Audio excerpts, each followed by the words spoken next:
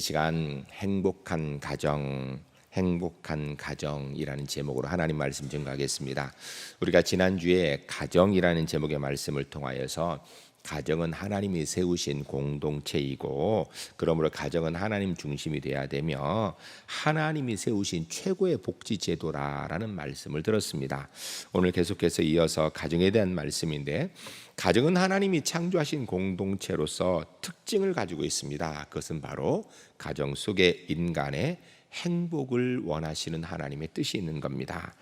가정과 교회는 하나님께서 동일한 목적을 통하여서 세우신 공동체이기 때문에 가정을 통하여서 교회를 알 수 있고 교회를 통하여서 가정을 알 수 있습니다. 좀 더 쉽게 얘기하면 가정 같은 교회가 행복한 교회이고요, 교회 같은 가정이 행복한 가정이라는 것입니다. 오늘은 본문 말씀을 근거로 하여서 그러면 어떻게 우리가 정말 행복한 가정이 될 수 있는가에 대한 말씀을 우리가 듣도록 할 것입니다. 말씀을 들으면서 한번 돌아보시기 바랍니다. 우리 가정은 행복한가? 나는 우리 가정의 행복을 위해서 무엇을 어떻게 하고 있는가? 우리 가정이 행복하기 위해서 내가 해야 될 일은 무엇인가 생각하는 가운데 우리 울산제일교회 모든 성도님들의 가정은 하나님의 말씀이 이야기하는 대로 움직이기 때문에 주님이 주시는 행복의 은혜가 넘치는 복된 믿음의 가정들이 주 안에서 모두 다 될 수 있기를 주의 이름을 간절히 축복합니다. 첫 번째 따라하겠습니다. 예수님이 가정의 머리 되셔야 행복한 가정 됩니다. 우리가 21절 말씀을 우리가 함께 읽도록 하겠습니다. 읽으실 때 가정은 누구 중심이 돼야 되는가, 가정의 머리는 누구여야 되는가 생각하며 같이 읽겠습니다. 그리스도를 경외함으로 피차 복종하라. 아멘. 이 21절 말씀, 오늘 본문 에베소서 5장 21절부터 6장 4절까지 가정에 대한 말씀에 전체를 해석할 수 있는 열쇠와 같은 그런 말씀입니다. 그런데 오늘 본문에서 이야기하고 21절을 보게 되면 그리스도를 경외함으로 피차 복종하라. 누가 가정의 머리란 이야기예요? 예수님, 그리스도란 이야기예요. 그런데 여러분 21절부터 6장 4절까지는 가정에 대한 이야기예요. 그런데 가정이면 남편, 아내 이 얘기만 하면 될 텐데 그리스도를 경외함으로 이렇게 시작하고 있어요. 그러니까 예수님이 중심이 되고 머리가 되는 게 이게 가정의 가장 핵심 중요한 일이라는 거예요. 그래서 피차 복종하라. 피차는 남편과 아내, 부모와 자녀, 형제, 자매가 서로 예수님을 경외함으로 복종해야 된다. 이 이야기는요, 가정의 머리가 예수님이시다, 이런 뜻이에요.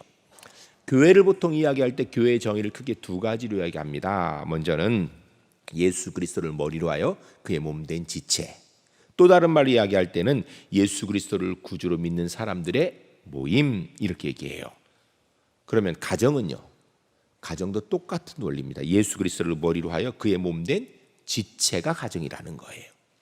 예수 그리스도를 나의 구주로 믿는 사람들의 모임, 함께 모여 있는 것, 이게 행복한 가정의 모습이라는 것입니다. 여러분, 교회와 가정의 가장 중요한 공통점이 뭔가? 예수 그리스도 중심, 예수님이 머리 되시는 것이 공통점이에요. 여러분, 우리가 행복한 가정을 이루기로 원하는데 잘 안 되는 이유가 뭔가? 사실은 이 문제가 잘 안 돼서 그래요. 몸과 머리의 관계 구조를 한번 따져보면 몸은 무조건 머리가 이야기하는 것을 따라야 됩니다. 만일에 몸이 머리가 이야기하는 것을 잘 안 따른다, 따르긴 따르는데 한참 뒤에 따른다, 이런 거는요 문제가 있죠. 그걸 우리는 장애라고 이야기합니다. 행복한 가정 되려면 머리 대신 예수 그리스도의 뜻에 즉각적으로 순종해야 되는 거예요. 천천히 하고 내일 하면 문제입니다. 여러분, 교회나 가정이나 예수님이 머리로 하여 예수님의 뜻을 즉각적으로 순종하는 교회가 건강한 교회, 행복한 교회고요, 예수님의 뜻에 즉각적으로 반응하여 순종하는 가정이 건강하고 행복한 가정이라는 것입니다.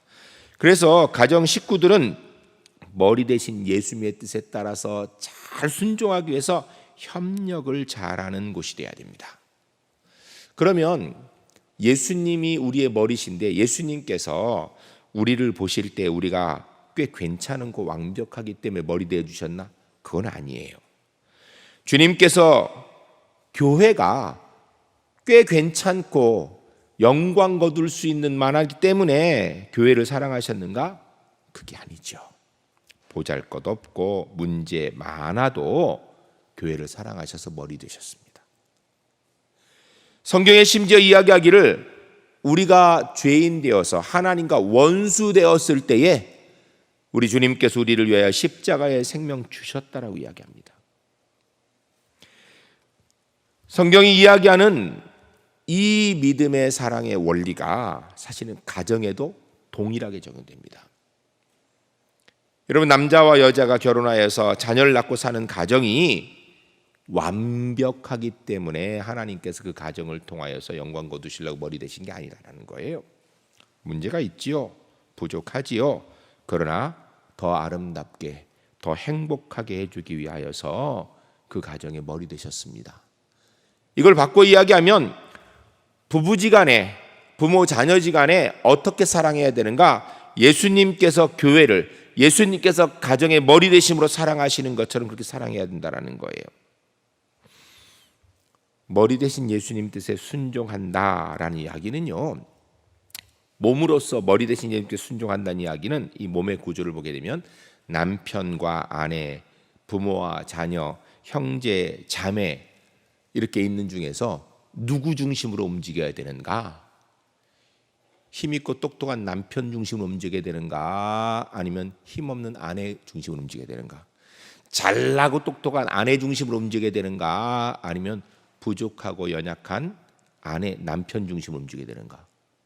누구 중심으로 움직여야 되는가? 예수님이 머리고 우리가 몸이라면요, 가정은요, 연약한 존재를 중심으로 움직이는 게 그게 몸의 정상이에요. 사람이 오른팔보다 왼팔이 부족함이 많아요?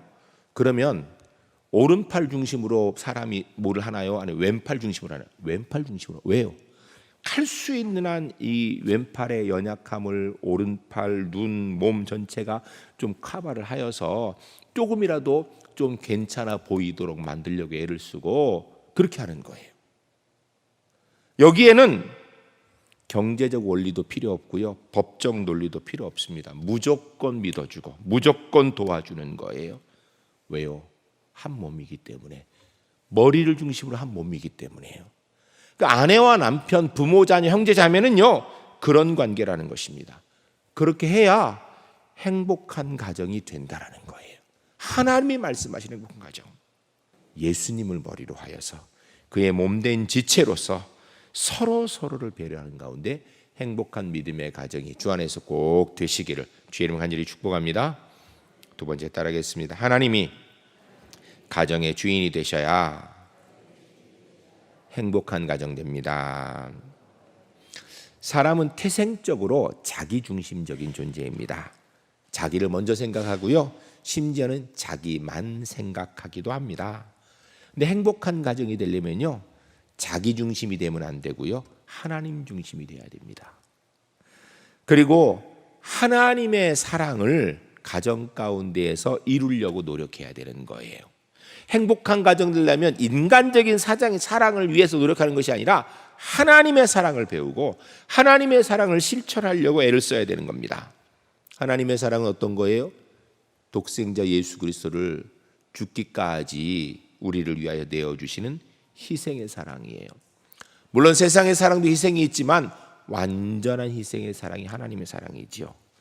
사랑은요, 받는 것이 아니라 주는 겁니다. 우리가 결혼 생활하는 데 있어서 왜 문제가 되는가? 받으려고 하니까 문제예요. 하나님의 사랑을 배워야 돼요. 사랑은 주는 겁니다. 베푸는 거예요. 끊임없이 주는 거예요. 오늘 본문 22절부터 24절까지 읽겠습니다. 이 내용은요, 아내가 남편에 대하는 자세입니다. 여기 아내들, 나는 이 본문처럼 내 남편을 대하고 있는 걸 생각하면서 우리 다 같이 한번 읽도록 하겠습니다.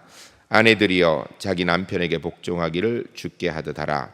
이는 남편이 아내의 머리됨이 그리스도께서 교회의 머리됨과 같음이니 그가 바로 몸의 구주시니라. 그러므로 교회가 그리스도에게 하듯 아내들도 범사에 자기 남편에게 복종할지니라. 아멘. 어때요? 이렇게 남편을 대하고 있나요? 그런데 오늘 본문을 보면요, 그냥 인간적으로 자기의 육신의 남편을 이렇게 잘해라 이런 얘기가 아니라 내용을 보면 사실 이게 가정에 대한 얘기, 인간관계에 대한 문제가 아니라 신앙에 관한 얘기를 하고 있어요. 그리스도께서 교회의 머리됨 같이 그가 바로 몸의 구주심이라. 교회가 그리스도에게 하듯이 하라. 아내가 남편을 어떻게 대해야 되는가? 부부관계, 가정의 주인이 하나님이시기 때문에 하나님 앞에 신앙생활하는 자세로 대해야 된다는 얘기를 하고 있는 거예요.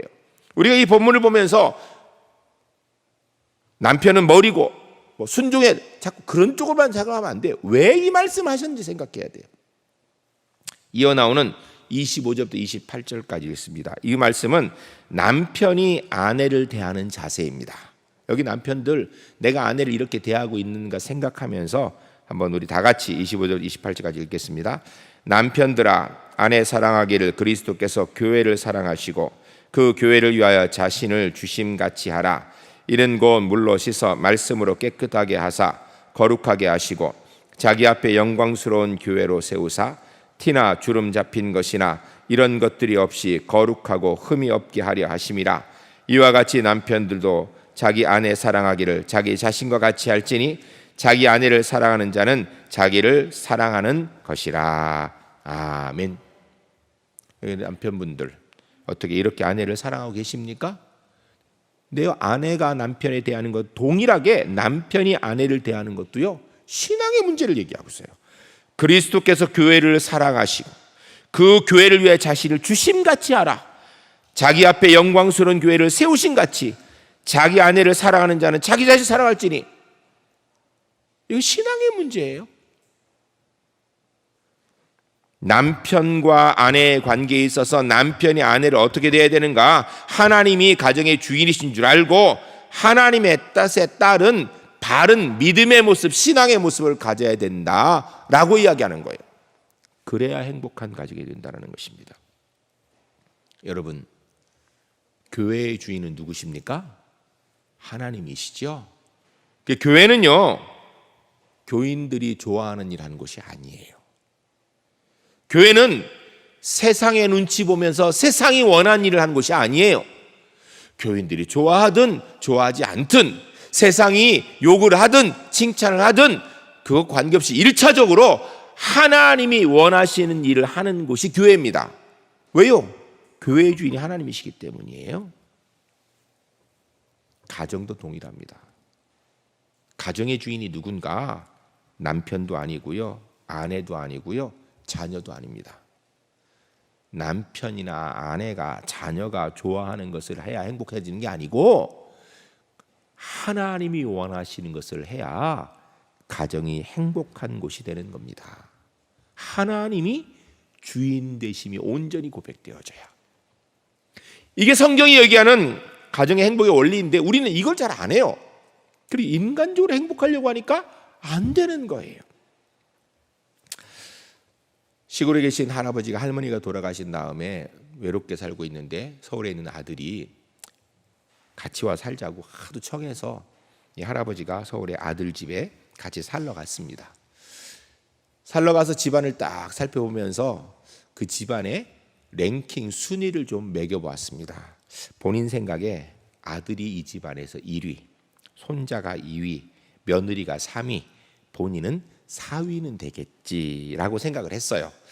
이런 거 보면 이게 최근 얘기예요. 옛날 같으면 아버지 어르신이 1위 이렇게 될 텐데 보니까 본인이 4위 이런 것은 이미 많이 세상이 바뀐 양보한 상황이죠. 할아버지가 그 집에서 몇 달을 지내고 보니까 이 랭킹이 잘못되었다라는 것을 깨닫게 되었습니다. 몇 달을 지나고 나서 본인이 느끼는 랭킹이 뭔가? 1위는 손자, 2위는 며느리, 3위는 아들, 4위는 개, 5위는 금붕어, 그리고 6위가 자신이라는 것을 깨달았어요. 충격을 받았습니다. 그래서 편지 한 장 써놓고 시골로 내려가셨습니다. 아들이 회사 갔다 돌아오니까 아버지가 시골 편지 한 장 써주고 시골로 내려가셨어요. 편지 내용이 이렇게 되어 있답니다. 3번아 잘 있거라. 6번은 간다. 이건 누군가 지은 우스갯소리임은 분명합니다. 그러나 깊이 생각할 점이 있습니다. 여러분, 여러분의 가정의 1위는 누굽니까? 오늘 본문을 보면요, 우리 가정의 1위는 하나님이 되셔야 돼요. 하나님 중심이 돼야 됩니다. 그래야 하나님이 원하시는 행복한 가정이 이루어질 수 있다는 거예요. 하나님이 중심이 되어지면 하나님의 말씀을 따르게 되죠. 여러분, 하나님의 말씀의 구체적인 실천을 위해서 10계명을 주셨습니다. 10계명은 1계명부터 4계명까지는 하나님과 사람과의 관계, 사람과 사람과의 관계에서 5계명부터 10계명까지 주셨는데요. 사람과 사람과의 관계 첫 번째 계명이 뭐예요? 내 부모를 공경하라. 그리하면 내가 땅에서 잘 되고 장수하리라. 오늘 본문에도 있는 이야기죠. 하나님이 중심이 되어져서 하나님의 말씀대로 하나님의 질서에 따라 움직이는 가정이 행복한 가정 된다는 것입니다. 여러분의 자녀들에게 어떤 유산을 물려주기를 원하십니까? 자녀들이 일생 의지하고 붙들고 살 수 있는 것이 무엇일까요? 뭘 주었으면 좋겠습니까? 성경은 이야기합니다. 그게 믿음이라고. 하나님 중심의 믿음. 믿음, 신앙은요, 모든 문제를 해결하는 마스터키랍니다. 여러분, 공부 못하면 인생을 잘 살기가 쉽지 않죠. 그러나 꼭 그것도 아니에요. 그럼 공부 잘하면 인생을 잘 사는가? 꼭 그것도 아니에요. 공부를 못하는 사람도 잘 살 수 있고 못 살 수 있고, 공부를 잘하는 사람도 잘 살 수 있고 못 살 수 있어요. 공부를 잘하든 못하든 인생을 살아가면서 어려움이 있을 수밖에 없습니다. 근데 믿음을 물려주면 공부를 잘하든 못하든 인생에 어려움이 있을 때 그 어려움을 극복하고 이겨낼 수 있는 힘을 물려주는 거예요. 재산은 덜 물려줘도 됩니다. 그러나 믿음은 꼭 물려줘야 됩니다. 하나님을 의지하는 삶, 이거 꼭 물려줘야 돼요.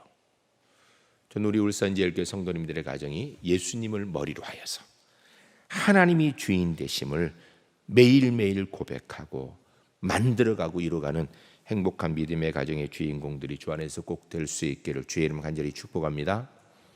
세 번째 따르겠습니다. 성령님이 가정을 주장하셔야 행복한 가정 됩니다. 오늘 29절부터 32절까지 한번 읽도록 하겠습니다. 읽으실 때 이게 부부간의 문제인데요. 부부간의 문제를 위하여서 누가 필요한가 생각하며 한번 읽겠습니다. 누구든지 언제나 자기 육체를 미워하지 않고 오직 양육하여 보호하기를 그리스도께서 교회에게 함과 같이 하나니 우리가 그 몸의 지체임이라. 그러므로 사람이 부모를 떠나 그 아내와 합하여 그 둘이 한 육체가 될지니 이 비밀이 크도다. 나는 그리스도와 교회에 대하여 말하노라. 아멘. 분명히 부부관계의 문제인데요, 이게 단순하게 부부관계를 얘기하는 것이 아니라 신앙생활을 얘기하고 있어요. 신앙생활을. 여러분, 신앙생활은 누구의 도움이 필요해요? 성령 하나님의 도우심이 필요해. 성령께서 주장하시는 대로 신앙생활해야 그 제대로 할 수 있거든요. 부부관계는 그리스도께서 교회의 함과 같이 우리는 그의 몸의 지체임이라. 이게 뭐예요? 부부관계 문제는 단순하게 인간관계 문제가 아니라 신앙의 문제라는 거예요. 성령 하나님이 주장하셔야 행복한 가정이 이룬다는 것입니다. 그리스도와 교회에 대해 말하노라. 33절부터 6장 4절까지 읽겠습니다. 이것은 부부관계, 부모 자녀의 관계 이런 얘기인데요, 여기는 누구의 주장하시 도움이 필요한가 생각하며 같이 읽겠습니다. 그러나 너희도 각각 자기 아내 사랑하기를 자기 자신 같이 하고 아내도 자기 남편을 존경하라. 자녀들아, 주 안에서 너희 부모에게 순종하라. 이것이 옳으니라. 내 아버지와 어머니를 공경하라. 이것은 약속이 있는 첫 계명이니 이로써 내가 잘되고 땅에서 장수하리라. 또 아비들아, 너희 자녀를 노엽게 하지 말고 오직 주의 교훈과 훈계로 양육하라. 아멘. 부모 자녀와의 관계, 부부 관계의 문제를 또 이야기하고 있는데요. 이거 보면 그러나 너희도 이렇게 얘기하면서 이것이 옳으니라 약속이 있는 첫 계명이니라. 이게 뭐예요? 신앙의 문제예요. 부부 관계, 부모 자녀의 관계 문제는 단순하게 인간관계의 문제가 아니라 성령의 주장하심이, 도우심이 필요한 신앙의 관계라는 것입니다. 성령 안에 거하면서 서로 어떻게 되는가? 서로를 소중하게 여기는 가정이 되어야 됩니다. 세상에서 가장 바보 같은 사람이 어떤 사람인지 아십니까? 자기 가족은 우습게 알고 남의 가족 앞에 꿈뻑 죽는 사람이에요. 구체적으로 자기 남편은 알길 우습게 알면서 남의 남편 보고는 아주 생글생글 웃으며 상냥하게 구는, 자기 아내는 씹다 버린 껌처럼 여기면서 남의 여자 보고 그냥 그 앞에서 꿈뻑 죽는. 그러면 얘기를 해요. 남은 예절을 지키고 내 가족이라. 근데 가족이는, 여러분, 가족 사이에 진짜 예절이 필요한 거예요. 진짜 소중히 대함이 필요한 거라고요. 그래야 행복한 거예요. 내 가족은 함부로 대해야 되고 남에게도 예절 지켜야 되죠. 그러나 내 가족에게 예의를 더 지켜야 되는 거예요. 더 소중히 여길 수 있어야 되는 거예요. 신약 성경 베드로전서 3장 7절에 이렇게 되어 있습니다. 남편들아 이와 같이 지식을 따라 너희 아내와 동거하고 그를 더 연약한 그릇이요 또 생명의 은혜를 함께 이어받을 자로 알라. 귀히 여기라. 이는 너희 기도가 막히지 아니하게 함이라 라고 얘기하고 있어요. 많은 것 얘기하는데 간단해요. 남편아 아내를 귀히 여겨라. 아내야 남편을 귀히 여겨라. 그래야 기도가 막히지 않는다라는 거예요. 그래야 하나님 앞에 신앙이 똑바르다는 얘기예요. 여러분, 여러분의 배우자를 귀히 여깁니까? 귀히 여겨야 됩니다. 소중히 여겨야 돼요. 그래야 행복하다라는 거예요. 가정의 달입니다. 특별히 오늘 어버이날이죠. 우리 제1교회 성도님들, 우리 가정에 예수님이 머리 되시고 하나님이 주인 되시고 성령님이 주장하시는 그래 행복한 은혜의 가정을 주 안에서 거기로 가는 하나님의 사람들이 주 안에서 꼭 되시기를 주의 이름으로 간절히 축복합니다. 여러분, 내가 내 가족을 어떻게 대하느냐에 따라서요 내가 달라지는 거예요. 내가 달라져요. 남편이 좀 답답하니까 이제 바보 같은 인간 이러면요 자기는 뭐예요? 바보 아내지요. 자식들은요 바보 자식들이죠 뭐.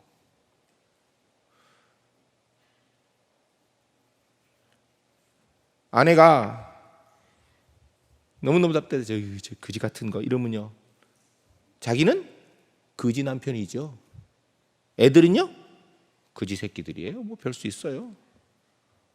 조금 부족해도 연약해도 예수님을 머리로 하여서 하나님 중심으로 성령의 인도하신 가운데 내 남편, 내 아내를 왕과 왕으로 대하면요 내가 왕이고 내가 왕후예요. 내 아이들은 왕자 공주가 되는 거예요.